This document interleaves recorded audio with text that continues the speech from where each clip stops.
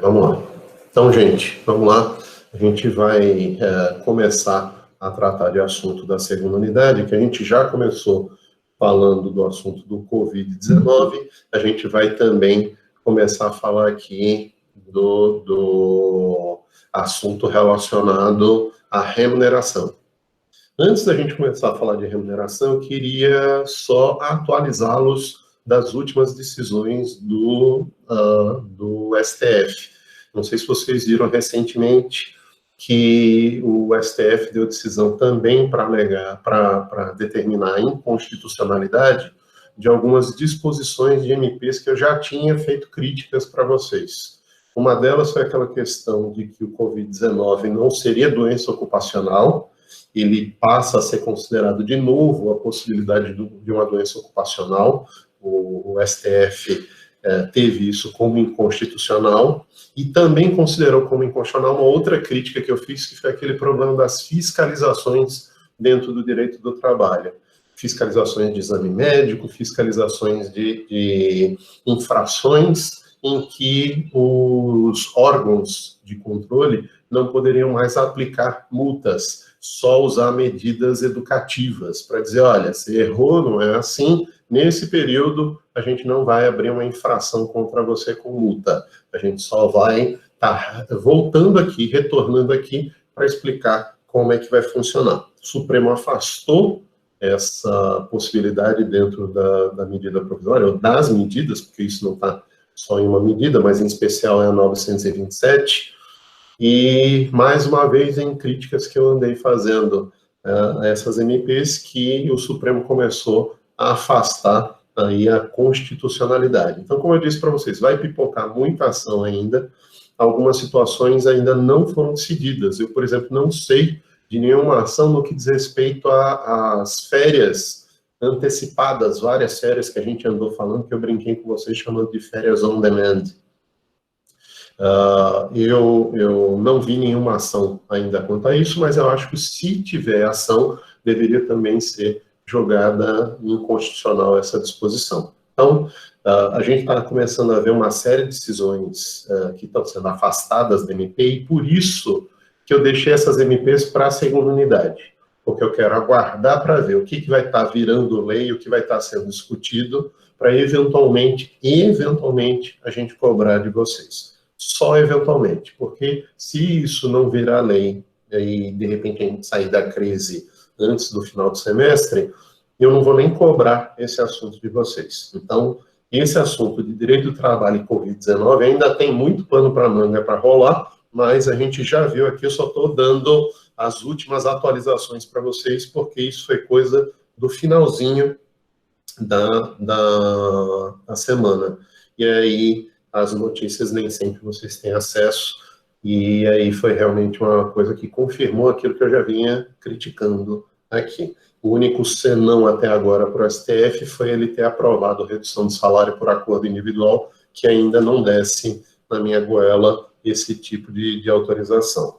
Eu tenho vários colegas que são advogados trabalhistas, e que acham, não, está tudo certo, isso que é para manter emprego. Gente, manter emprego é fazer acordo. O acordo não tem que ser necessariamente individual, pode ser coletivo. Os acordos, quando são feitos de forma coletiva, são para preservar quem é vulnerável, o trabalhador. É diferente do acordo individual, que você sofre pressão. Então, é como se eu chegasse para vocês e dissesse, olha, vocês aceitam fazer no lugar de uma prova valendo 8 pontos, vocês aceitam fazer um trabalho em que vocês vão ter que ler 3 livros? Aí eu não preciso corrigir nem a prova, nem o trabalho, e dou 10 para todo mundo. Aí vocês vão dizer, eu aceito. Por quê? Porque vocês vão começar a pensar na nota, e vão pensar que se não aceitar esse tipo de proposição, eu vou fazer a prova mais difícil do planeta.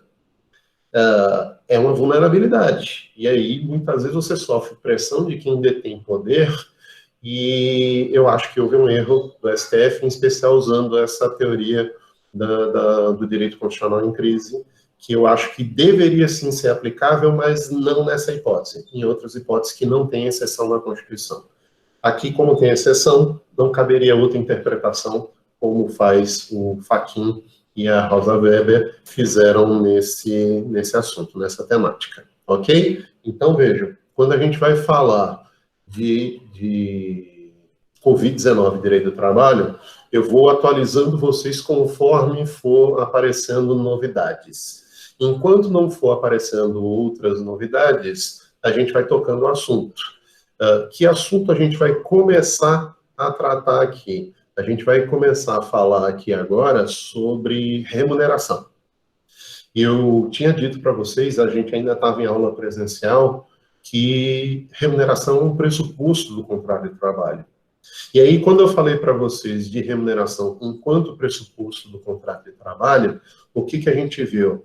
Que a remuneração ela pode ser o salário in natura, o salário em espécie, e cheguei a dar alguma noção para vocês sobre remuneração. Diferenciei as várias espécies de remuneração, falando de vencimento, de vencimentos, de subsídio, de honorários, de comissão. A gente falou de inúmeras outras hipóteses de remuneração que não apenas salário. E aí, quando eu falei do assunto, eu falei, gente, eu estou dando só uma noção geral. Na hora que vocês baterem o olho no material e nos livros de vocês sobre remuneração, vocês vão ver que praticamente é metade do livro. E é isso que a gente vai ver aqui. A gente vai começar a entrar nos detalhes do assunto de remuneração, além dessa noção geral que a gente deu até então, lá no começo dos contratos de trabalho. Então, para a gente revisar o que eu já tinha falado e pegar o gancho aqui para entrar na remuneração enquanto assunto novo. Remuneração é toda e qualquer contraprestação por serviço prestado. Então, se eu presto um serviço e esse contrato é oneroso, porque se ele for gratuito, é um contrato pro bono. O termo pro bono significa que você trabalha de graça, que você não vai receber por esse serviço. Então, se você faz um trabalho remunerado, essa remuneração vai ter várias facetas. Então, a remuneração é a contraprestação do serviço que foi prestado. E a gente tem N formas de prestar serviço e, correspondendo a N formas de prestar serviço, N formas de remuneração. Então, por exemplo, eu tinha dito para vocês, também trabalha servidor público. Servidor público trabalha. O serviço dele é vendido para o Estado? O que ele recebe? Aí depende do servidor público. Ele pode receber vencimento, que é o rendimento básico que vai ter o servidor público, vencimentos, que seria o rendimento básico, mais as gratificações permanentes, e os subsídios, que na verdade seria o quê? Um valor único, que você não vai mais trabalhar com gratificações para poder remunerar o servidor público que seja trabalhador. Então, nesses casos, a gente está falando de serviço público. Mas se eu estiver falando, por exemplo, de um profissional liberal, o que eu vou estar tratando? Eu vou falar de honorários. Por quê? Porque a expressão honorário vem de honor, de honra, e que tem uma vinculação muito forte com a atividade do profissional autônomo, liberal, que é muito o seu sucesso profissional, deveria ser, muito ligado à sua honra e à sua capacidade ética. E aí ele é remunerado por conta disso, daí a expressão honorários. Então, você paga honorário para um advogado, você paga honorário para um contador, você paga honorário para um médico. Você paga outras formas de remuneração para outros trabalhadores? Sim. Aí o que interessa aqui para a gente? No direito do trabalho, não a única, mas a principal forma de remuneração é o salário. Só que a gente tem que entender como funciona. Por exemplo, imaginem que eu sou dono de um restaurante e no restaurante eu tenho 2 garçons que trabalham para mim. Nesse meu pequeno restaurante, que tem 2 garçons trabalhando para mim e atendendo a clientela, eles são remunerados com salário e são remunerados com gorjeta. Então, se a remuneração é toda e qualquer contraprestação por serviço prestado, a gorjeta também é uma remuneração. Mas é diferente de salário por quê? Uma pergunta aí para vocês. Quem paga o salário? Quem paga a gorjeta? Quando eu faço essa pergunta para vocês é pelo seguinte: se eu estou falando de gorjeta, quem está pagando pelo serviço é o terceiro. A pessoa que vai receber o serviço que é prestado pelo empregado, no caso o garçom, do empregador. Então, eu vou lá satisfeito com esse serviço, eu vou e dou uma gorjeta. Isso é uma contraprestação pelo serviço prestado? É, mas é pago por terceiros. É diferente do salário, por quê? Porque quem paga salário, não a gorjeta, quem paga o salário é o empregador. E é isso que a gente vai começar a distinguir aqui e ter cuidado na aula de hoje. Então, quando a gente vai falar de remuneração, eu estou falando de quê? De um gênero. Toda e qualquer contraprestação por serviço prestado por quem quer que seja, isso é, se for oneroso o contrato, isso é remuneração. Então, eu posso ter remuneração, subsídio, vencimento, vencimentos, eu posso ter comissão, honorários, aí entrando no direito do trabalho, comissão, salário, eu posso ter gorjeta, eu posso ter diária, eu posso ter N verbas que podem, eventualmente, em algum momento, ter uma natureza remuneratória. As diárias, por exemplo, da reforma trabalhista para cá, só tem natureza indenizatória.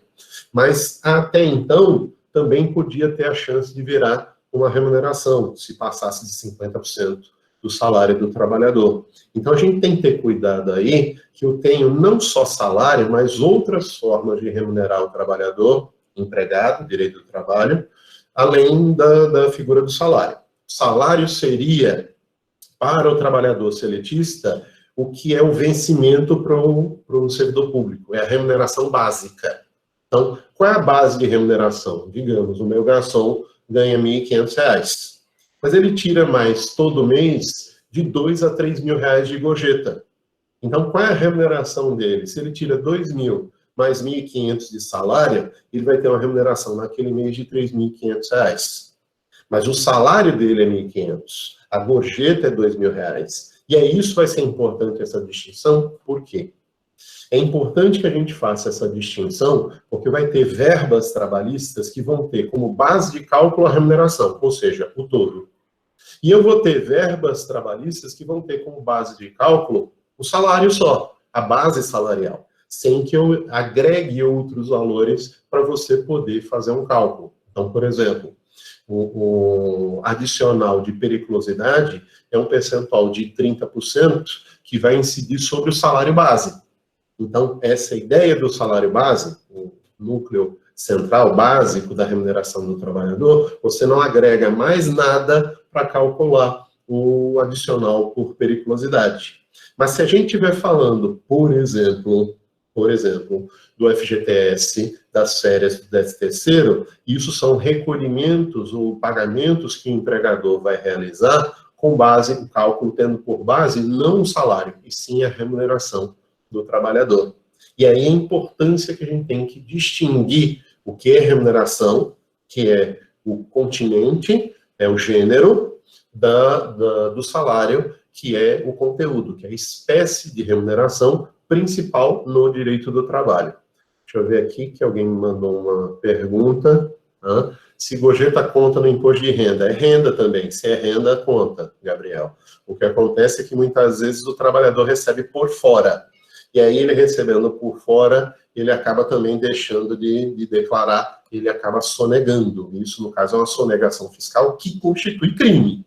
Mas é uma prática muito comum, porque, na realidade, o trabalhador ele já tem esse pagamento por fora, muitas vezes, da parte de empregadores, para que o empregador não recolha esse valor calculado sobre férias, como sobre 13º. Então, eu conheço muito restaurante, por exemplo, que paga por fora. E aí eu vivo tendo que entrar com ação contra esse restaurante, se eu estiver do lado do empregado, e se eu estiver do lado do empregador, puxar a orelha do cliente para dizer, cara, não faça isso, você está errado, daqui a pouco vamos mover uma ação, você vai perder e vai ter que pagar aí uma pequena fortuna para repor esse prejuízo. Então, o que a gente vê aqui? Quando a gente vai falar de remuneração, eu estou falando de um gênero, de um continente, que compõe todas as formas de contraprestação dos serviços prestados.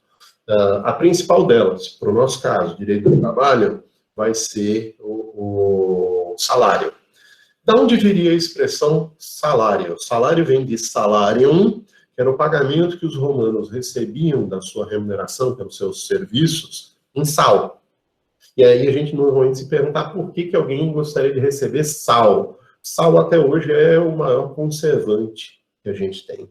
E aí, como tal, era muito importante no passado que você salgava a carne, você usava para um monte de coisa, além de pensar no que é o óbvio quando a gente pensa de sal, que é temperar a comida. Então, você utilizava para várias finalidades que não necessariamente seria ir para o tempero como a gente imagina hoje. E hoje, que a gente imagina só para tempero, a gente ainda utiliza como conservante. Uma série de produtos tem uma taxa de sódio muito alta justamente para não estragar esse produto. Não é só como tempero, mas também como um conservante muito poderoso. E aí, vamos lá, eu crio o salário, a ideia de salário se desapega do sal, a gente vai começar a pagar em dinheiro o salário, ou pode pagar também em utilidades, que aí seria a distinção que a gente vai ver na semana que vem, sobre salário em espécie e salário em natura. Então, vamos lá para o material, para a gente começar a pontuar aqui como vai funcionar essa questão da remuneração. Então, vamos lá. Então, sendo a remuneração uma conta-prestação paga pelo tomador de serviço para o prestador de serviço em função do serviço, no nosso caso aqui, a gente vai focar em especial a ideia de remuneração em salário, que é o salário base, mas outros valores que sejam percebidos, que sejam recebidos pelo trabalhador, pelo empregado. E aí eu citei exemplos para vocês. A gorjeta, participação nos lucros, comissão. A gente tem uma série de valores que eu vou agregar também na remuneração e vão ser importantes quando a gente estiver falando de cálculos trabalhistas que envolvam uma base de cálculo remuneratória e não de salário. Então, todas as vezes que eu for falar de salário, eu vou para a base. Mas todas as vezes que eu for falar de remuneração, eu vou para o todo. Então, veja um caso, por exemplo, o aviso prévio se calcula sobre salário. Já o 13º se calcula sobre remuneração. Então, a minha média remuneratória, eu tiro uma média e aí alcanço o meu 13º salário desse ano. Então, é assim que a gente vai trabalhando aqui o assunto. Deixa eu ver aqui que eu vi um... é um pedido só para poder entrar. Deixa eu ver se tem alguma pergunta. Tem não. Então, vamos lá. Então, o que a gente vai ver? O salário é a base.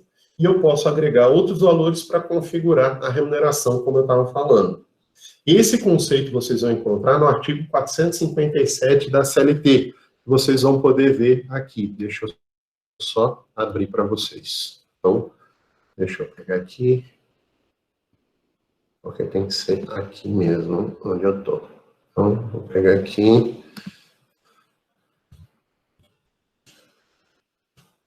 Artigo 457 da CLT, ele vai tratar sobre remuneração, e aí o texto ele diz o quê? Compreende-se na remuneração do empregado para todos os efeitos legais, além do salário devido e pago diretamente pelo empregador, como contraprestação de serviço, as gorjetas que receber.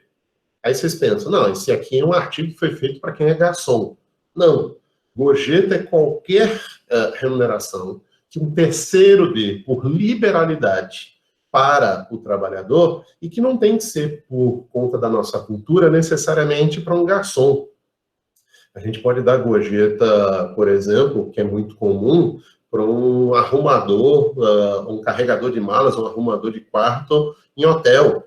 Fora do Brasil, os povos têm essa cultura de dar gorjeta para a pessoa que te auxilie no hotel, não só o garçom, mas também outras pessoas. Tá? A cultura alagoana, por exemplo, é muito comum se dar gorjeta para professor de direito do trabalho. Então, vocês também podem fazer isso, dar um auxílio para o professor. Pode ser feito isso? Pode. Quem paga o salário é a faculdade e vocês dão a gorjeta para poder deixar o professor feliz. Pode fazer isso? É liberalidade. Você não é obrigado a dar para o garçom, imagine você ser obrigado a dar para professor.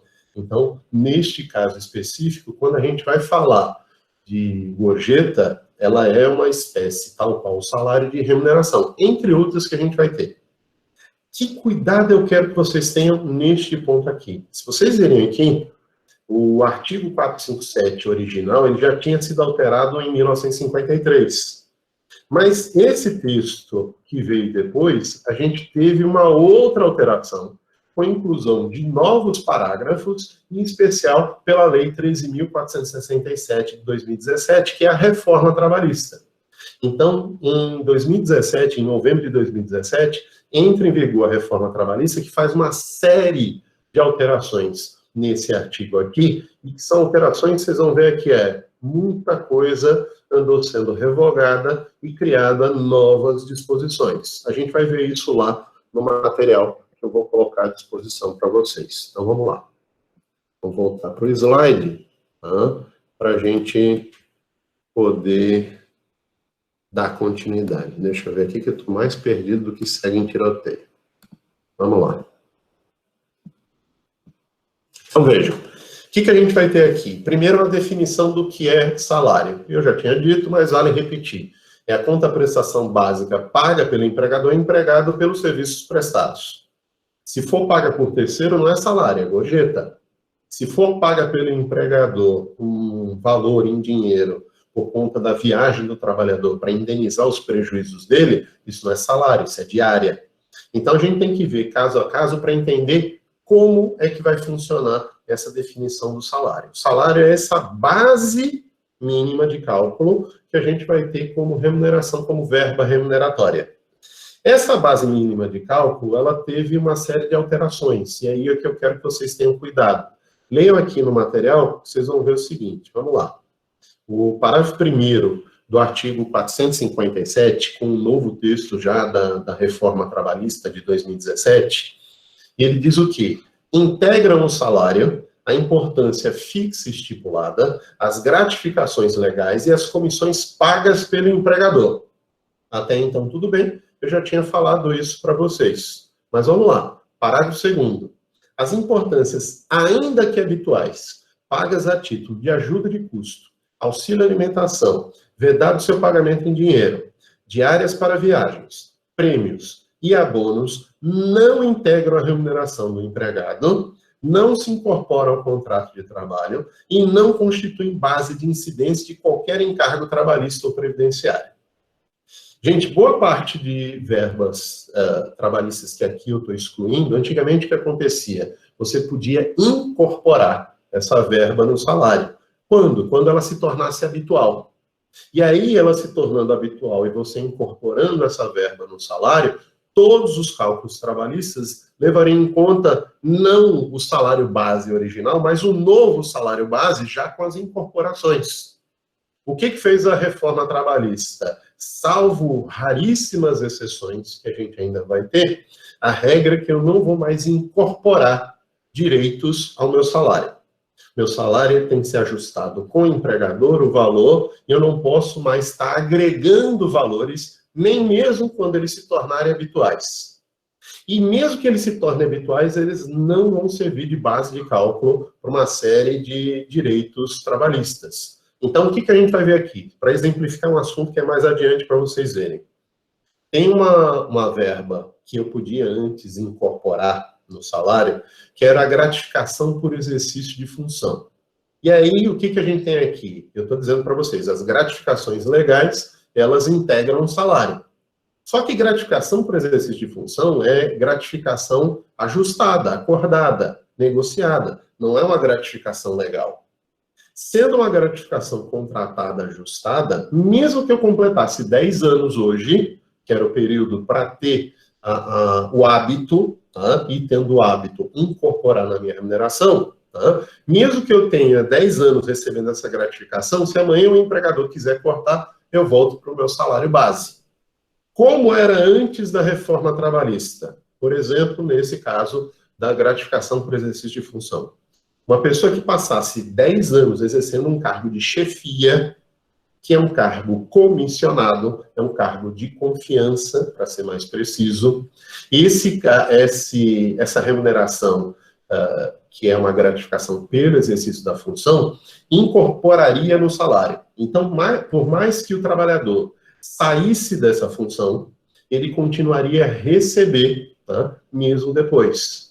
E aí, o que fez a reforma trabalhista? Acabou com as incorporações e acabou com a incidência de base de cálculo de quaisquer direitos que a gente tenha, que foram elencados aqui. Então, como eu disse aqui, né, mesmo que sejam habituais, ajuda de custo, auxílio alimentação, diárias para viagens, prêmios e abonos, não vão integrar a remuneração do empregado, nem para você servir como cálculo e nem para efeito de alterar o salário para a incorporação dessa verba remuneratória. Então, a reforma trabalhista em 2017 acaba com um direito que já era antigo no direito do trabalho, que era o direito à incorporação de verbas que se tornassem habituais.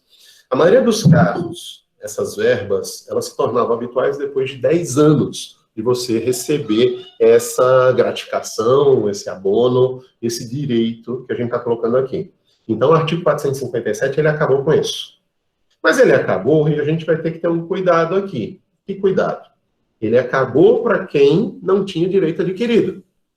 Para quem já tinha direito adquirido, o meu entendimento é que não acabou. Isso só vale para quem tem a expectativa de direito. Por exemplo, se a habitualidade ela se conquista com 10 anos e a pessoa já completou os 10 anos, mesmo que ela ainda esteja no cargo de confiança, e estando no cargo de confiança não há de se falar em incorporação, porque ele ainda não perdeu a gratificação, ainda assim eu teria o direito à gratificação, por quê? Porque eu preenchi os requisitos para incorporar antes da alteração da lei. Essa é a ideia que a gente vai ter de direito adquirido. Direito adquirido não é o direito que você já está exercendo, mas é o direito que você preencheu os pressupostos para exercer, mas ainda não está exercendo. Direito que você já está exercendo não é direito adquirido, é ato jurídico perfeito. Então, ato jurídico perfeito é quem já teve incorporado. Quem já teve incorporado, não há de se discutir a retirada dessa incorporação, porque a lei nova não pode retroagir para prejudicar fatos pretéritos. Ah, mas e se eu ainda não larguei a função de confiança? E eu vou poder incorporar? No meu entender, sim, porque você preencheu os pressupostos ainda na vigência do permissivo legal. E aí a lei foi alterada depois, mas você já tinha o direito a essa incorporação. Então, se você sair um dia depois, você vai ter direito à incorporação. Eu tenho visto casos de empregadores que têm demitido pessoas de cargos de confiança, e mesmo que elas já tivessem 10 anos dizendo, não, você não tem mais direito à incorporação. Eu acho que tem direito, sim, só que é um direito adquirido, que você vai ter que discutir judicialmente. É diferente do ato jurídico perfeito que você já tinha incorporado e exercido esse direito. Direito adquirido, você preencheu os pressupostos, mas não começou o seu exercício. E aí você pode começar esse exercício depois. Eu só não tenho direito adquirido contra a Constituição, texto original, base do poder constituinte originário, porque esse não precisa respeitar direito adquirido. Tirando o poder constituinte originário, todo mais, inclusive em emenda constitucional, deve sim ser respeitado os direitos adquiridos. Então, isso é um direito fundamental nosso, é esculpido no artigo 5º da Constituição e na Lei de Introdução à Norma e Direito Brasileiro, e que a gente tem que proteger o trabalhador nesse caso. Ah, mas e quem tinha expectativa de direito? Ou seja, tinha 9 anos, 11 meses e 29 dias. E aí entra em vigor a reforma trabalhista. Não dá para ter uma regra de transição? Não. Expectativa de direito é expectativa de direito. Se o legislador não cria regra de transição, você não tem como pagar um pedágio. A gente faz isso em direito previdenciário, mas não fez isso na reforma trabalhista. A reforma da Previdência foi feito pedágios para quem estava prestes a cumprir, preencher os pressupostos para se aposentar, e aí teria que pagar um pedágio a mais para poder se aposentar um tempinho depois. A gente não criou esse sistema de pedágio aqui, e aí a reforma trabalhista fez o quê? Quem estava lá com a bola quase em cima da linha para chutar, deu 45 do segundo tempo, o juiz foi lá, apitou, terminou o jogo, a bola não atravessou completamente a linha, problema do time que não chutou a bola antes. Essa é a ideia que a gente vai ter aqui e que eu quero que vocês tenham cuidado. Tá? Deixa eu voltar lá para ver se tem alguma pergunta de vocês. Deixa eu ver aqui.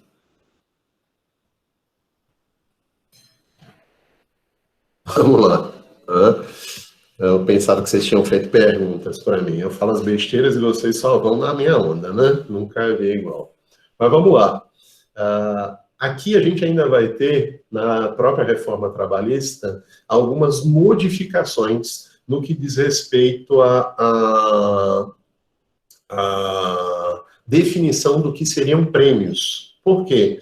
Muito se discutiu o que era prêmio para você pagar ao trabalhador e se ele faria parte ou não das verbas salariais ou remuneratórias para você poder calcular direitos do trabalhador. E aí, para deixar claro e não ter confusão, ou seja, não ter cobranças indevidas para o empregador, a CLT coloca o quê? Consideram-se prêmios as liberalidades concedidas pelo empregador em forma de bens, serviços ou valor em dinheiro ao empregado ou grupo de empregados, em razão do desempenho superior ao ordinariamente esperado no exercício de suas atividades. O que seria prêmio? Digamos o seguinte, digamos que mesmo em tempo de crise, eu consegui bater todos os recordes de venda no emprego. E o empregador gostou tanto da minha atitude que mesmo em crise resolveu me dar um prêmio. Então ele me deu dinheiro, ele me deu um carro, ele me deu uma viagem para fora do país, com toda a minha família, para quando não tiver mais a pandemia, eu posso receber prêmios. Existem várias empresas que fazem isso para os seus empregados. Vai ser considerado o prêmio salário? Aí vamos voltar ao slide para vocês verem lá o que a gente acabou de ver no parágrafo segundo.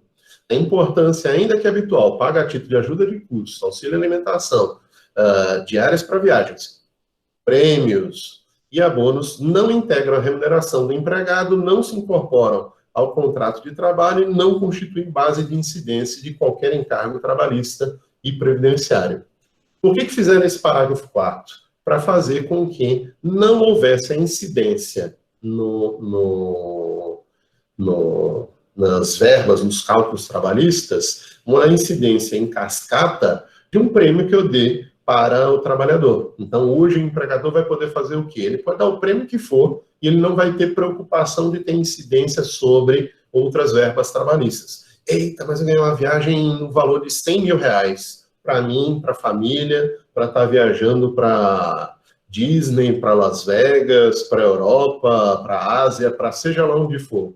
Recebi isso como prêmio. Vai incidir sobre férias? Vai incidir sobre 13º? Não. Não tem reflexo sobre outras verbas, porque a partir de agora os prêmios eles não têm caráter remuneratório.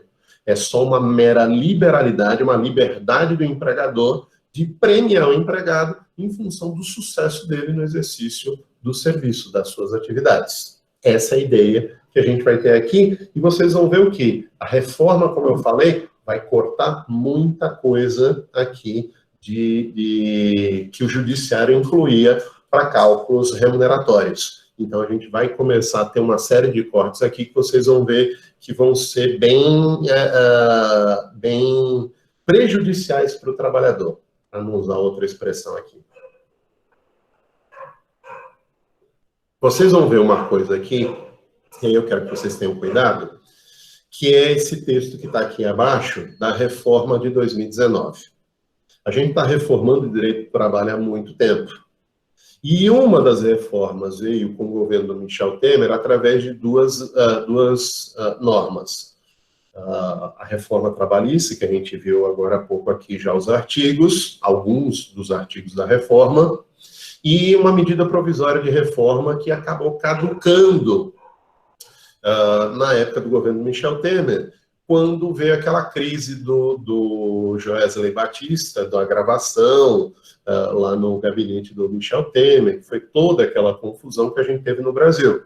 E aí, por conta disso, o Congresso barrou tudo que vinha do Michel Temer porque não queria endossar nada que viesse dele, já que o Congresso é uma instituição de pessoas impolutas, pessoas incorruptíveis, então eles não gostam de se misturar com pessoas que estão sendo acusadas de pressão ou de corrupção. Então, eles preferiram não aprovar essa MP. Mas a gente tem, além da reforma trabalhista de 2017, a gente tem a reforma trabalhista do Bolsonaro, que é uma medida provisória 905, que foi aprovada, foi editada por ele em 2019, E essa MP, em 2019, sendo editada, ela deveria ter sido aprovada no Congresso até mais ou menos umas 2 semanas atrás. Como ela estava na segunda-feira para caducar e o Senado não iria nem apreciar, o que o Bolsonaro fez? No domingo ele editou a medida provisória 955, que revogou a medida provisória 905. E aí o que acontece? Ele prometeu, e espero que isso não venha, pelo menos não no mesmo formato, ele prometeu que iria reeditar um novo texto dessa medida. Por quê? Essa medida, entre outras coisas, ela regulava uma coisa que eu achava boa, que era uma lei de fomento à criação de emprego para jovens, que ele chamou de carteira verde e amarela, porque a carteira dele nunca ia ser vermelha, e aí, logo, a carteira tinha que ser verde e amarela. Gente, a carteira é azul e agora nem mais tem capa azul, porque a carteira de trabalho é digital, é eletrônica. Então, deu-se o nome de contrato verde e amarelo para dar essa noção de patriotismo que a gente está tendo agora, até exagerado muitas vezes. Eu sou um defensor do patriotismo, mas sem esse exagero da gente ter uma atenção canina, né, para respeitar tudo aquilo que o governo fala. E olha que eu fui criado na ditadura militar, né, estudando a SPB, né, cantando o hino uma vez por semana e colocando mão no ombro do colega para fazer a distância igualzinho no exército. Então, tem coisas aí que a gente tem que ter um certo cuidado. E aí chamaram de carteira verde e amarela, ou contrato verde e amarelo, o que o Lula já tinha feito e que o Fernando Henrique já tinha feito, que era a lei do primeiro emprego. Eles também criaram, em momentos de crise, cada um na sua época, respectivamente, uma lei do primeiro emprego. O que acontece é que o Bolsonaro resolveu fazer através de uma medida provisória 905. E essa medida provisória era inconstitucional. Por que ela era inconstitucional? Aí uma das coisas que eu acho que o Supremo tem que bater o martelo de uma forma séria, porque todas as medidas provisórias que o Bolsonaro tem editado durante a pandemia de coronavírus, elas estão corretas. Pelo menos, formalmente, elas estão corretas. Materialmente, não. Mas, formalmente, elas estão corretas. O que a gente vai ter que ter cuidado, tá, é que essa medida provisória aqui não foi no período do coronavírus. Foi em 2019, quando nem se falava em coronavírus, em Covid-19, e aí, quando se editou essa medida provisória, se edita como se fosse uma medida de urgência, porque a gente sabe, medidas provisórias só são editadas de forma constitucional, formalmente falando, se você estiver tratando de uma medida de urgência. Isso aqui não deveria existir enquanto medida provisória, deveria existir enquanto projeto de lei. E se existisse enquanto projeto de lei, o Congresso teria tempo para apreciar, tempo para aprovar, e não haveria o risco de caducar e o Bolsonaro ter que revogar um dia antes de caducar, para não ficar feio e impedi-lo de reeditar o texto, e ele poder editar de novo a mesma disposição. Essa MP 905 tem algumas coisas boas, por exemplo, fomento para novos empregos, e a forma que foi adotada eu acho até que era interessante, mas algumas medidas que eram toscas. Por exemplo, acabar com o acidente de trabalho de percurso. Essa medida provisória tenta fazer o que já há muito tempo se cria projeto no Congresso, e o Congresso barra dizendo não. Acidente de trabalho não é só o que acontece no trabalho, mas também no percurso de casa para o trabalho e do trabalho para casa. E isso vai ter um efeito prático hoje com o coronavírus, porque a revogação dessa MP faz com que, não só pegando coronavírus no ambiente de trabalho, mas no caminho para o trabalho ou do trabalho para casa, também eu vou considerar como doença ocupacional. Por que isso? Isso não é acidente de trabalho, isso é doença ocupacional. Gente, doença ocupacional e acidente de trabalho são tratados de forma equivalente. Então, você sofrer um acidente ou você adoecer no trabalho, os efeitos vão ser os mesmos. Você vai ter estabilidade, o empregador pode ser que te indenize, você passa a ter uma série de garantias. Então, veja, essa MP, ela já começou errada não pelo conteúdo dela em si, mas começou errada por conta da opção da forma de medida provisória, que só é utilizada, resguardada para situações urgentes, e aqui não era uma situação de urgência. Ah, professor, acabar com o desemprego não é uma situação de urgência? É, mas não é uma situação de urgência da forma que foi colocada. Tá? A forma que foi colocada é já para estar valendo de imediato, e aí a gente está governando com a caneta BIC para lá e para cá o tempo todo. A gente tem que ter muito cuidado com isso, porque depois o que acontece?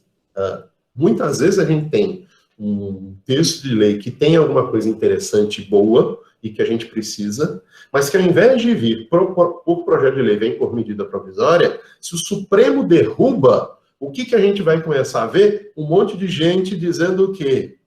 Olha aí o STF corrupto, o STF isso e aquilo. Gente, se o STF fosse contra o Bolsonaro e fosse corrupto, não tinha votado a favor da redução de salário através de acordo individual. Começava a negar tudo que viesse dele. Que não é o caso.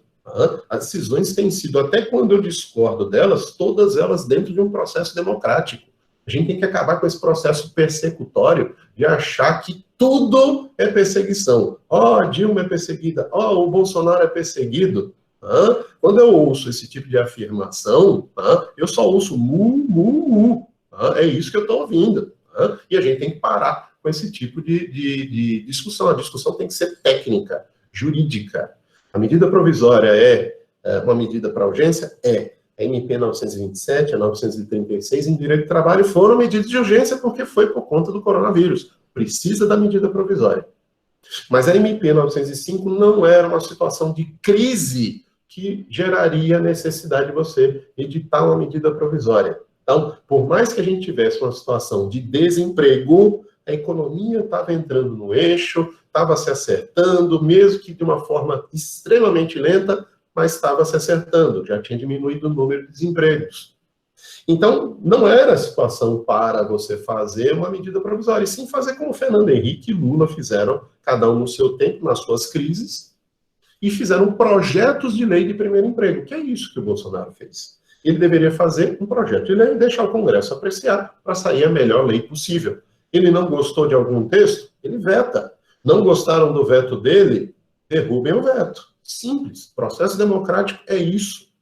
E é isso que a gente tem que trabalhar. Então, que cuidado eu quero que vocês tenham? Aí, para entrar aqui nesse assunto, esse arrodeio todo foi para dizer, no material onde está a medida provisória 905, como ela foi revogada há 1 para 2 semanas atrás, ainda está no material, mas a gente vai desfazer o que está colocando aqui. Então, eu vou explicar algumas coisas para vocês, que vocês vão ver que não seriam mais aplicáveis hoje. E como é que vai funcionar a regra. Então, vamos lá. O que era o texto aqui do artigo 457, parágrafo 5º, com a medida provisória 905? Fornecimento de alimentação, seja in natura ou por documento de legitimação, como tickets, vale, cupom, cheque, cartão eletrônico destinado à aquisição de refeição ou de gêneros alimentícios, não possui natureza salarial e nem é tributável para efeito de contribuição previdenciária e dos demais tributos incidentes sobre a folha de salário, e tampouco integram a base de cálculo de imposto sobre a renda da pessoa física. O que eu estou dizendo aqui? Que eu não vou considerar como salário utilidade e salário in natura a alimentação. Vamos lá para o artigo 457, com a revogação aí da 905 através da 955. Tá? Então, vamos lá para vocês verem aqui. Deixa eu ver, tem 2 comentários aqui.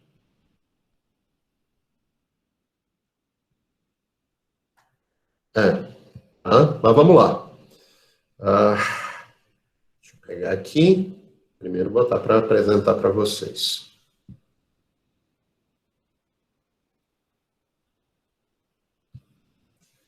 Então, a gente vai ver o quê? Aqui a gente tinha um parágrafo 5º, que tinha sido incluída pela medida provisória 905 de 2019 e foi revogada pela MP 955 de 2020. Como nenhum texto veio até agora, a alimentação voltou a ser salário.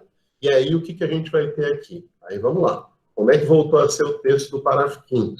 Inexistindo previsão de convenção ou acordo coletivo, os critérios de rateio e distribuição da gorjeta e os percentuais de retenção previstos no parágrafo 6º e 7º desse artigo serão definidos em Assembleia Geral de Trabalhadores na forma do artigo 612 dessa consolidação. Isso é um texto de 2017 da reforma trabalhista e que nada tem a ver com o texto que a gente tem aqui. Mas ele voltou à vida por quê? Porque, como foi revogada a MP sendo revogada, o texto volta como estava antes. Eu costumo dizer hoje, brincando com meus alunos de Teoria Geral do Direito Civil, que as medidas provisórias, quando não aprovadas, elas deveriam até ser estudadas como uma figura de repristinação.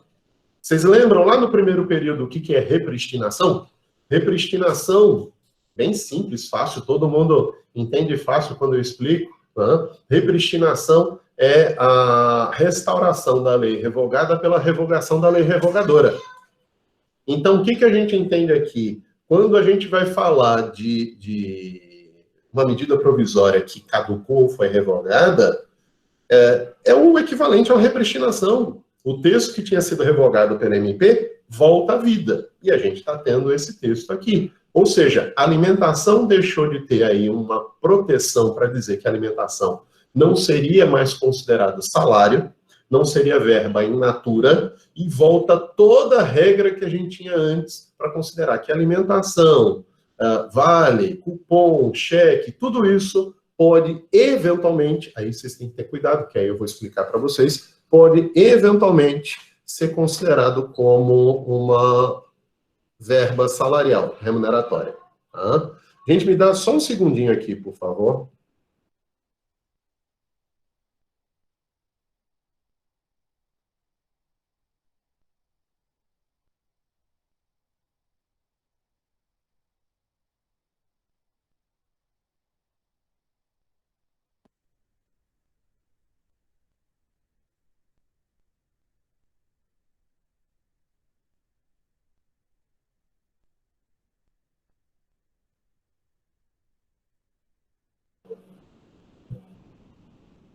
Gente, desculpa, eu fui matar uma criança ali e voltei já.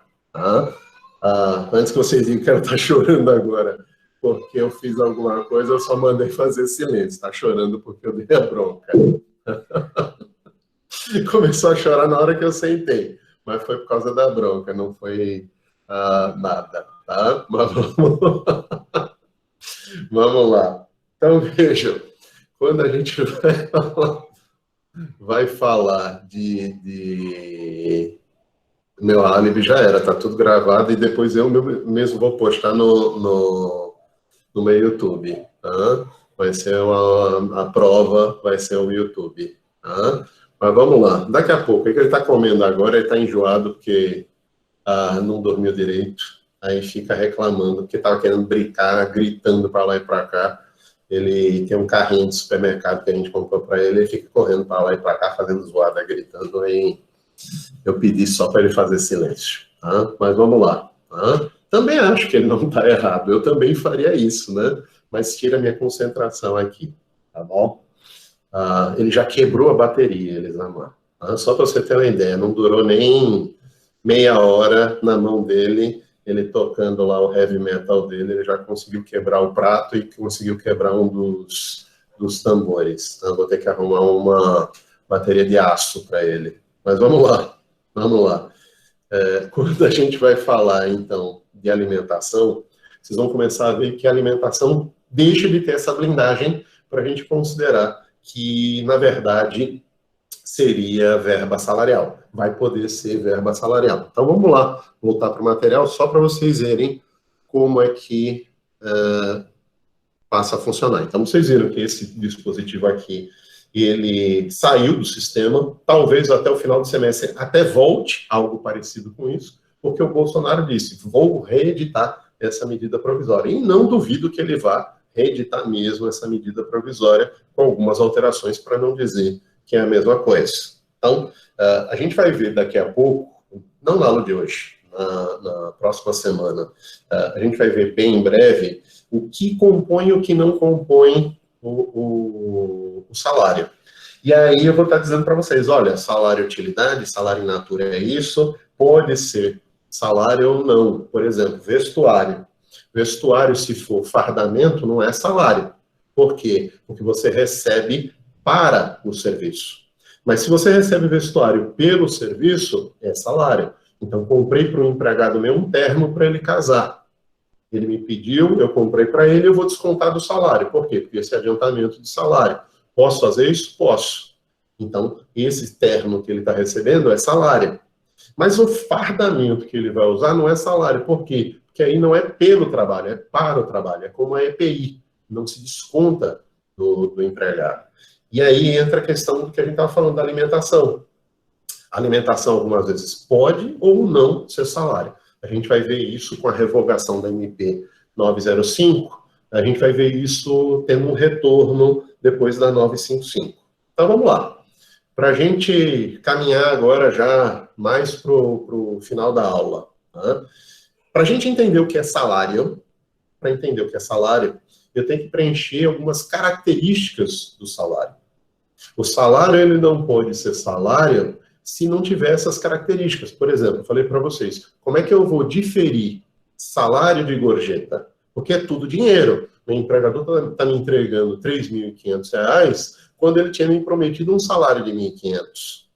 Mas será que tudo isso é salário? Não. Desses 3.500, 2.000, quem pagou foram terceiros a título de gorjeta, porque eu atendi muito bem. E aí, dentro do mês, eu não recebi só R$ 1.500, eu recebi R$ 3.500. Isso é muito comum para quem é garçom, que talvez até metade ou mais da metade da remuneração, dependendo do local que essa pessoa trabalha, seja mais gorjeta do que salário. Então, a gente tem que entender que tem certas características para definir o salário e que se você não preenche todas essas características, vai ser qualquer outra verba remuneratória que não é salário. Então, para ser salário, o que eu preciso ter? Para ser salário, eu tenho que ter habitualidade, periodicidade, quantificação, reciprocidade e essencialidade. Então, vamos lá, para a gente entender como a coisa funciona. Fazer uma pergunta para vocês. De quando em quando, e quando eu falo de quando em quando, não é periodicidade, tá? Mas sim se é obrigatório ou não, o pagamento de salário. Por exemplo, vou fazer aquela pergunta que eu nunca fiz para vocês. Nunca fiz essa pergunta para vocês, essa é a novidade das novidades. Mas entra aqui o assunto agora para vocês entenderem o que eu estava falando. Um trabalhador que ganha por produção, salário é calculado por produção. 10% do que ele produzir é o salário dele. Ele produziu 100 mil, o salário é 10 mil. Ele produziu 50 mil, o salário é 5 mil. Ele não produziu nada. Quanto é o salário dele? Salário mínimo. Por quê? Porque o salário ele é habitual. Sempre deve ser pago o salário. A habitualidade significa o quê? Que sempre o salário vai ser pago, independentemente do insucesso do empregador. Os riscos da atividade negocial, os riscos da atividade empresarial, os riscos da atividade do empregador são do empregador, não do empregado. Então, se todo mundo deixa de pagar o serviço que está sendo tomado está sendo prestado pelo empregador, o empregador não pode dizer, eita, cara, olha, como todo mundo que você atendeu e prestou serviço não pagou, eu não vou te pagar também. O que eu vou responder para o empregador? E o que eu tenho a ver com isso? Eu não tenho nada a ver com isso. Por quê? Porque o meu salário é habitual. A habitualidade significa dizer que há uma obrigatoriedade de se pagar salário. Então, aqui, quando eu falo de quando em quando, não é a periodicidade que eu vou falar daqui a pouco. Aqui, de quando em quando, é sempre eu tenho que pagar salário. A habitualidade me impõe o quê? Uma consideração que o salário ele deve ser pago sempre. Obrigatoriamente, sempre a gente vai pagar salário.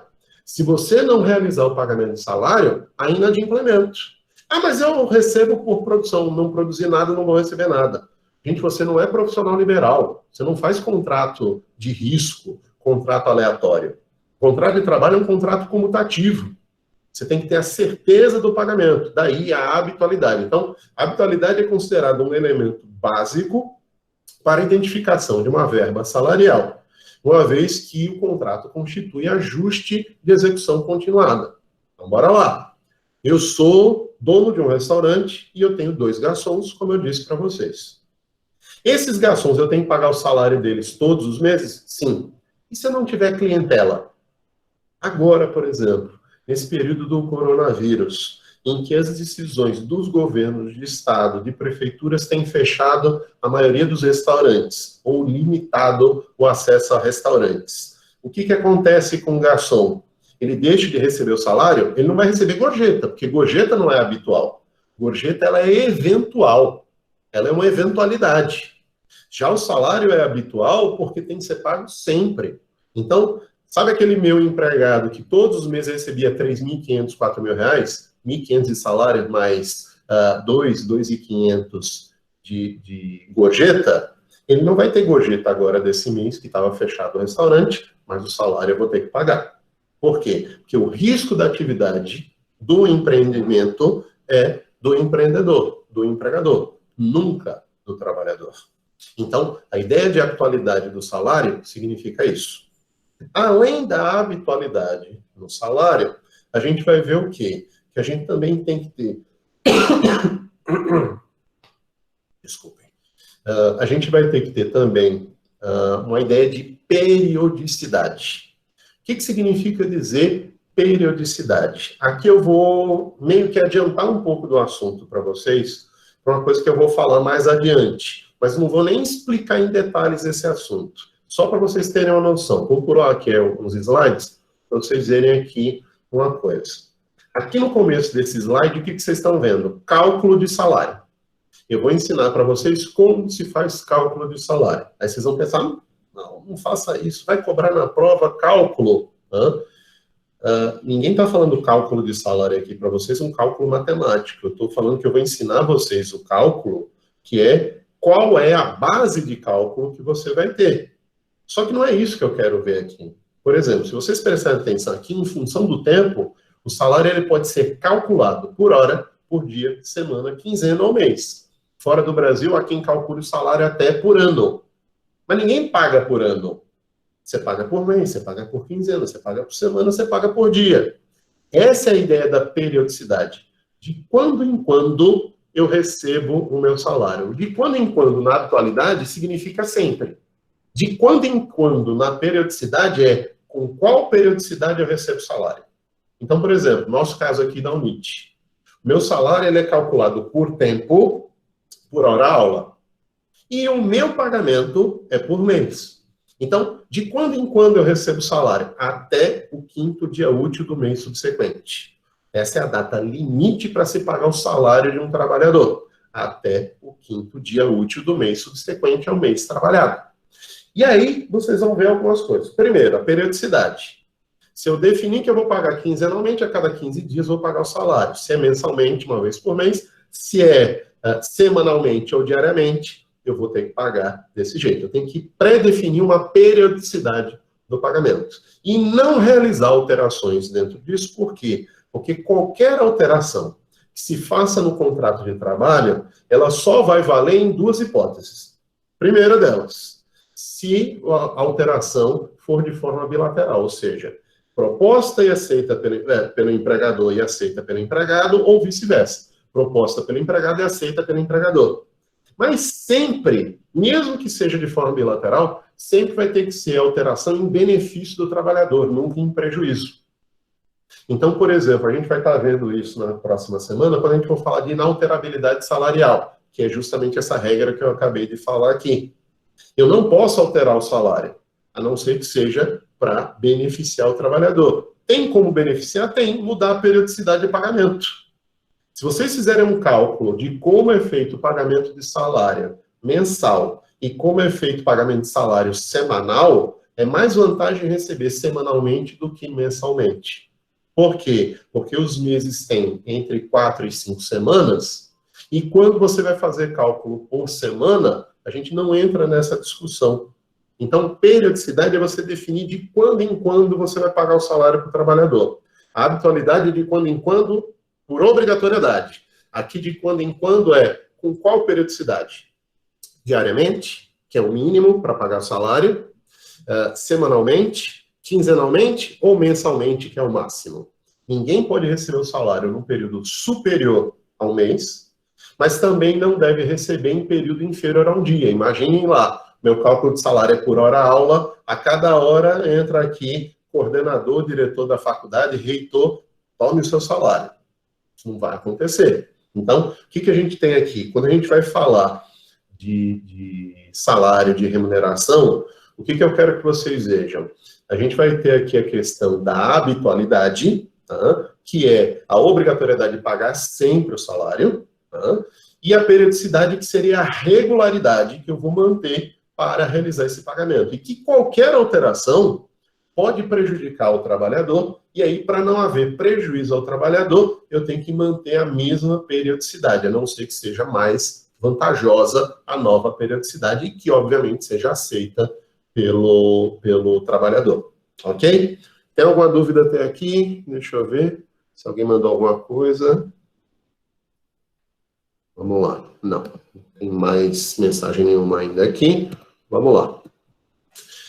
Além da habitualidade e da periodicidade, a gente vai ter a quantificação. E aí a quantificação, esse assunto que a gente vai ver mais adiante, seria o quê? Como eu calculo o salário do trabalhador? A forma de cálculo do salário do trabalhador pode ser em função do tempo, pode ser em função de produção, pode ser em função de uma tarefa, até um salário progressivo e até, vamos lá, hoje já começa a se discutir em recursos humanos e de pessoal, a existência de um possível salário on demand. O empregador ajustaria com o empregado pagamentos antecipados. Isso daí é nada mais, nada menos do que adiantamento de salário, né? Mas começa a se falar, se chamar de uma forma chique de salário on demand. O que eu não posso? Eu não posso ter um salário que seja um bloco único, que a gente chama de salário complessivo. Aí vocês vão ver isso oportunamente quando a gente for chegar aí nesse assunto. Mas, vamos lá. Quando a gente fala aqui de remuneração, de salário, para ser mais preciso, o salário é habitual, o salário é periódico, o salário é quantificável. Quantificável pelo tempo. Eu vou definir o critério de tempo de cálculo, não de pagamento. Lembra que eu falei para vocês, eu posso calcular por hora e pagar por mês. Eu posso calcular por mês e pagar por quinzena. Tanto faz, não tem problema. A questão é que uma coisa é a quantificação, que é forma de cálculo, e outra coisa é a periodicidade, que é forma de pagamento. Então, salário é habitual, salário é periódico, salário é quantificável. Só que de nada adianta você falar que salário é periódico, salário é quantificável, salário é habitual, se você não tiver uma reciprocidade. Por quê? Porque o salário, ele é uma contraprestação do serviço que foi prestado.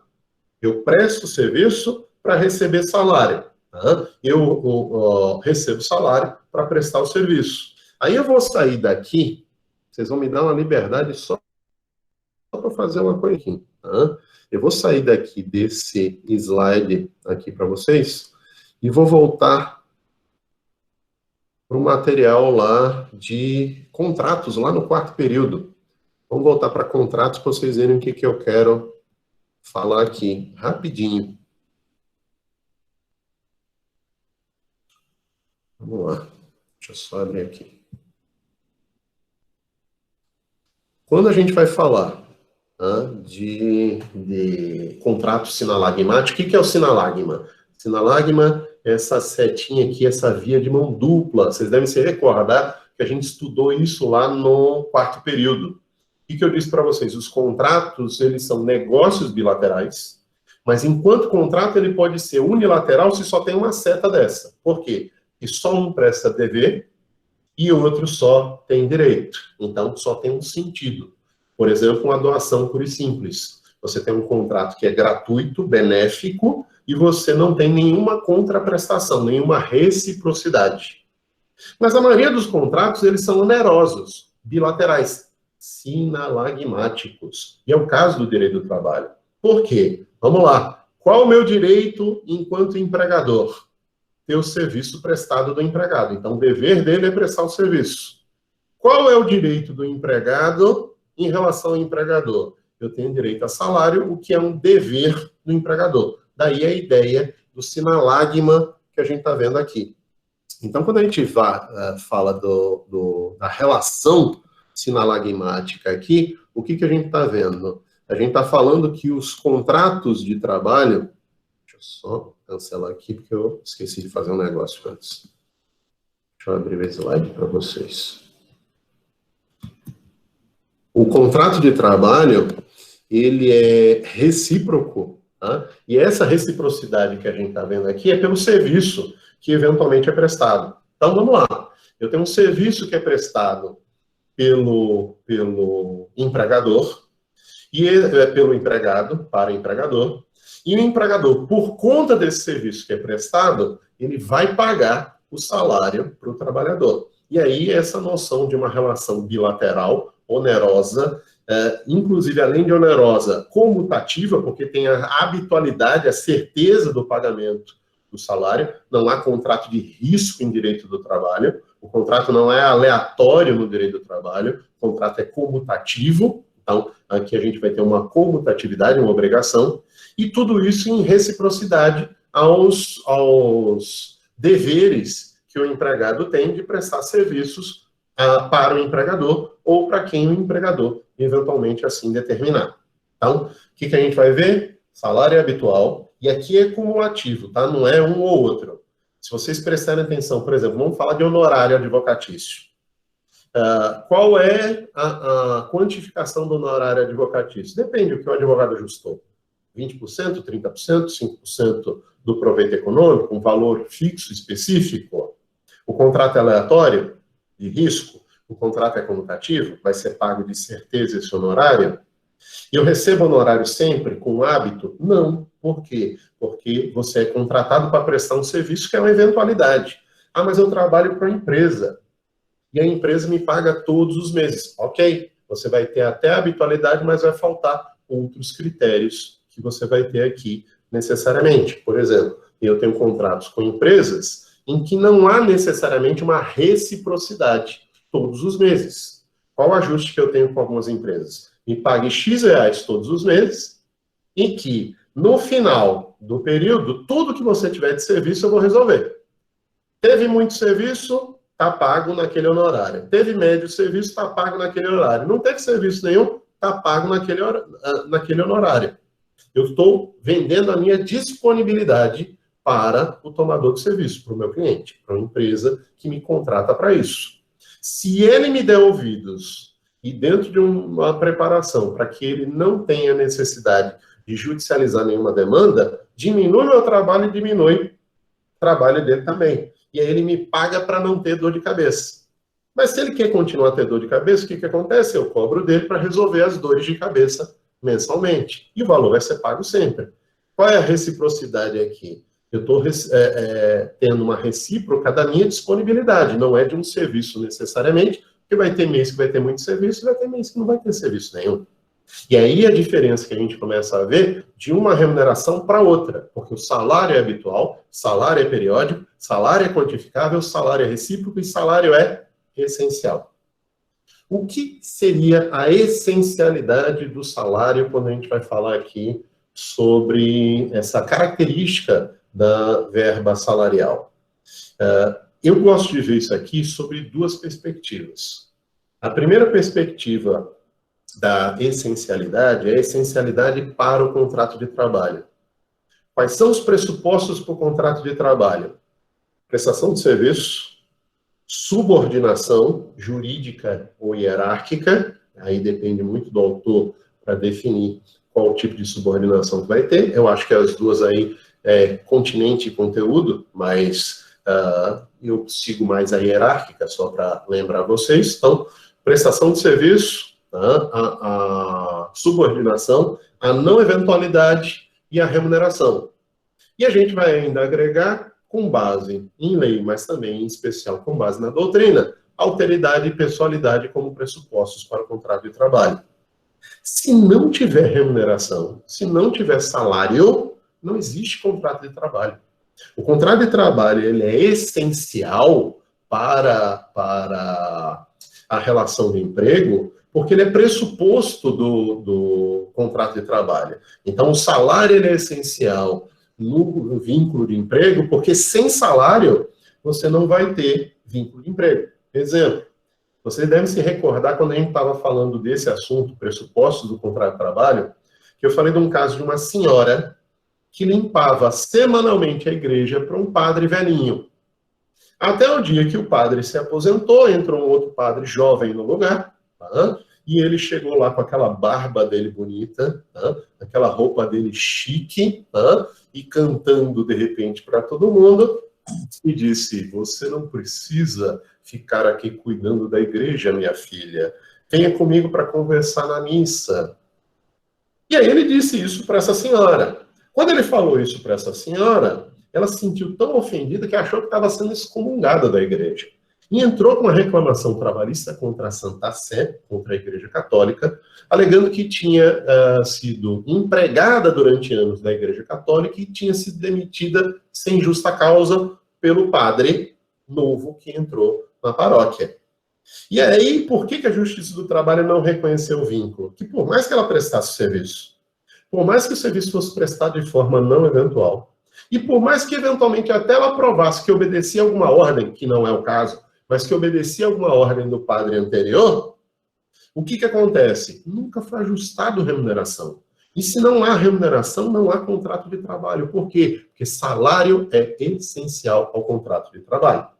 Então, a essencialidade que a gente está vendo aqui é por um ponto de vista, sobre uma perspectiva, isso. Mas eu vou dar uma outra perspectiva aqui também para vocês, que vai ser importante para os princípios que a gente vai ver logo abaixo aqui, e que a gente vai começar a estudar a partir da próxima aula.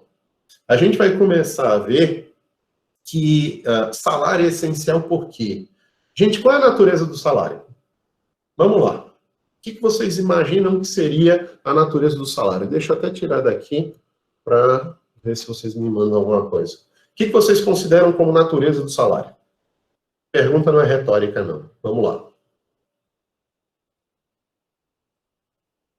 Vou usar o método socrático. Vou ficar calado, trazer o problema para vocês e vocês vão resolver o problema. Vamos começar, a Unite vai começar com o sistema da Law School de Harvard. Vocês agora vão fazer igual o Wilson Witzel, que é doutor por Harvard, sem que Harvard saiba que o Witzel existe no planeta. Então, bora lá. Vocês estão estudando na Law School de Harvard, natureza de subsistência humana. Exato. Que a gente usa que tipo de expressão, Geraldo, para definir isso? Natureza o quê? Alimentar. Exato. Exato, Isabela. Então, vejam, a natureza do salário é alimentar, e aí essa ideia de essencialidade não é só uma essencialidade para a gente pensar no que diz respeito à formação do contrato de trabalho, mas essencialidade também por ser uma verba remuneratória básica, mínima para a dignidade da pessoa do trabalhador, da pessoa humana do trabalhador. E aí isso vai ter efeitos que, como eu disse para vocês, vão desaguar nos princípios mais adiante. Por exemplo, salário é redutível e irredutível. O salário é penhorável e impenhorável. Um monte de discussão a gente vai tirar em cima disso. Se eu tenho uma verba que é de natureza alimentar, eu tenho que criar parâmetros para dizer quando você extrapola essa natureza alimentar para você poder ter, eventualmente, até uma penhora do salário. O CPC, por exemplo, ele cria como parâmetro, a gente vai estar vendo isso na semana que vem, ele cria como parâmetro para a avaliação do salário e penhora do salário, você receber até 50 salários mínimos mensais. Quem receber acima de 50 salários mínimos mensais, o que ultrapassar esse patamar vira penhorável. Abaixo disso, seria impenhorável. Por quê? Porque é o básico da natureza alimentar. Aí vai vir a gaiatice agora. 50 e poucos mil reais é básico para a natureza alimentar da pessoa, para a essencialidade da vida do trabalhador enquanto figura humana. Eu quero que vocês entendam que a gente muitas vezes quer ver um valor pensando no padrão alagoano. O padrão de salário de Alagoas é um dos menores do país. E o padrão da economia do Nordeste é de uma economia inferior.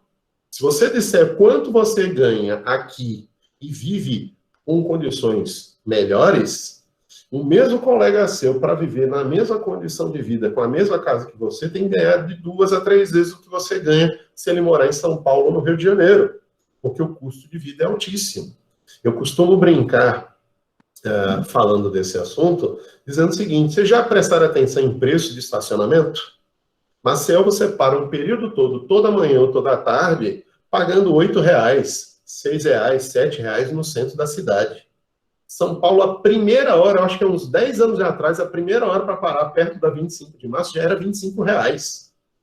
Você não gasta menos de R$ 50 para parar 2, 3 horas para você ficar com o carro numa região mais central de São Paulo. Então, você imagina uma pessoa que, ao invés de estar ganhando 15 mil reais aqui, que é um bom salário para o padrão de Alagoas, ganha lá seus 30 mil reais. Você vai dizer, não, mas isso foge o padrão. Foge muito do padrão da grande maioria do povo brasileiro, 90% do povo brasileiro. Mas o custo de vida, quanto mais ao sul, mais caro fica. Quanto mais ao norte no Brasil, menor fica o custo de vida. E aí a essencialidade também muda, porque de região para região muda o que seria o valor básico. Por exemplo, salário mínimo, que a gente vai estudar mais adiante também.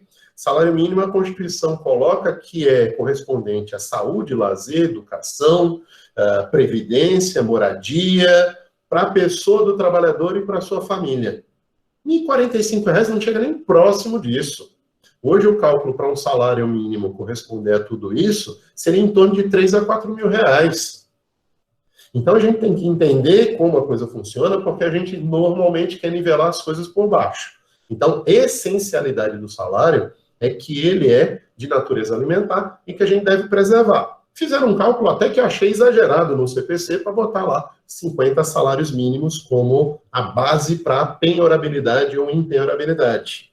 Mas isso leva em conta um padrão dos estados mais ricos, não um padrão de estado mais pobre. Se fosse padrão de estado mais pobre, bota aí que iam botar quem recebe acima de 5, 6 mil reais já vai poder penhorar. Tá? E aí é uma coisa que a gente tem que ter cuidado.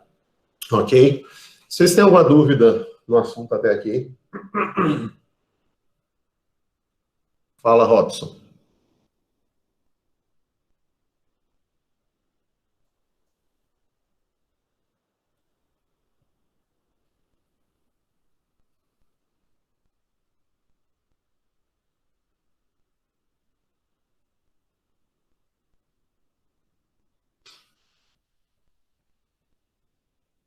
Deixa eu só baixar aqui.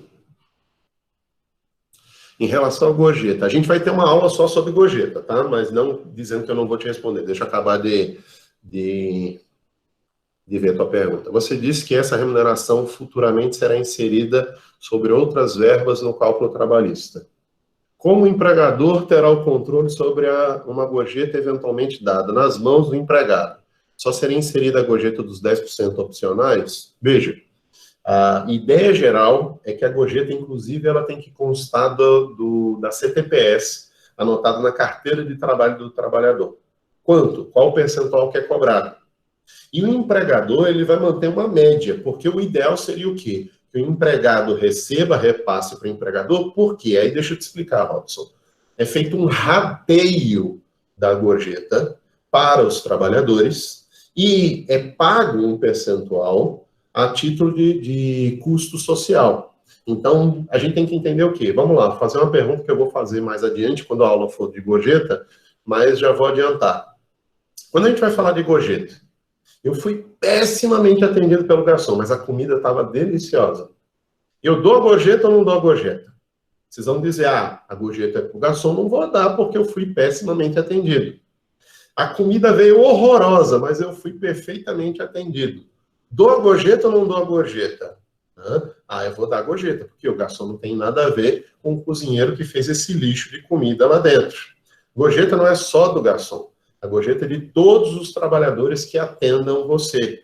É o barman que faz a bebida, é o chefe, o sous-chefe que vão fazer a sua comida e o garçom que vai te atender e vai te servir. E por isso é feito um rateio entre eles desse valor. Ele não fica só para quem é garçom.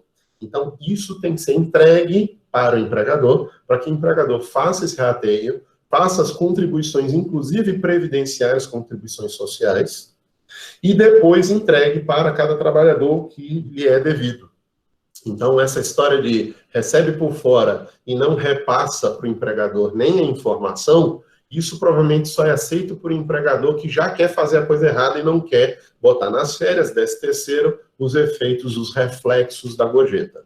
Normalmente, eu tenho que informar para o empregador para ele poder me pagar sobre as férias, sobre 13º, a gorjeta também. Se eu, empregado, acho que eu estou sendo inteligente, não informando e não repassando para o empregador, eu estou sendo burro. Porque o meu 13º, minhas férias, meu FGTS, que incidem também sobre gorjeta, vão deixar de incidir, porque eu não prestei essa informação para o meu empregador. Então, tem que ser anotado na carteira de trabalho, tem uma série de regras, Robson, que nesse caso aqui, a gente vai ver oportunamente numa aula só sobre gorjeta. Se preocupe não. Tá?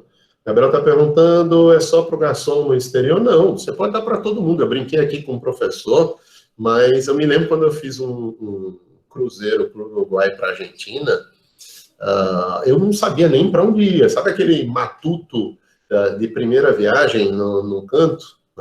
O povo querendo deixar a gorjeta para o garçom no final da viagem, eu não sabia quanto dá. Aí o povo combinou, cada um dá tanto para não ficar feio para o outro. E a gente também dá, porque é costume deixar para o arrumador do quarto. Então você, no final da viagem, deixa lá para o arrumador as malas para ele pegar e levar para fora do navio, e você deixa também um dinheiro como gorjeta. Isso é questão de cultura. A cultura brasileira é gorjeta, é só de garçom. Mas eu disse para vocês, eu vejo uma cultura em Alagoas crescente, a gente dá para professor de direito do trabalho a gorjeta, em especial os doentinhos. Aí vocês podem estar ajudando. Mas vamos lá. Tem alguma dúvida?